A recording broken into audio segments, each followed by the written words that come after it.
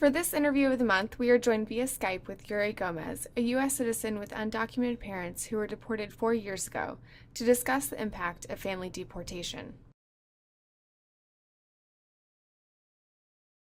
My parents were born in Mexico, in the town of Morelos. Yes, my father was not here legally, but my mom was pregnant, and they simply wanted the best for their child. My father was a hard worker in the construction industry. He always worked hard for what he had. He never accepted a handout. I passed those work ethics on to my sister and me. My grandmother, she was very ill in Mexico, and much of what my father earned didn't go for needed food on our table. He sent it to pay her medical bills. For 2 decades, 20 plus years, my family lived a wonderful life here. We weren't rich, not a fancy apartment, not a fancy car, no designer clothes. I understand the law is the law, but most of these are real, productive families with real loving kids.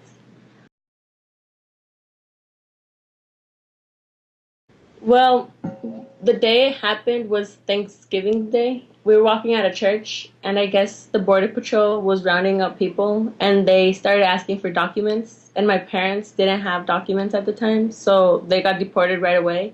And ever since then, me and my sister were living with my aunt, and it's been really hard financially and emotionally with us because we haven't seen our parents ever since that day. I mean, we talk to them, but it's not the same as after 4 years you cannot see your parents, you know? And we don't have the money to go down and visit them, so it's like really hard.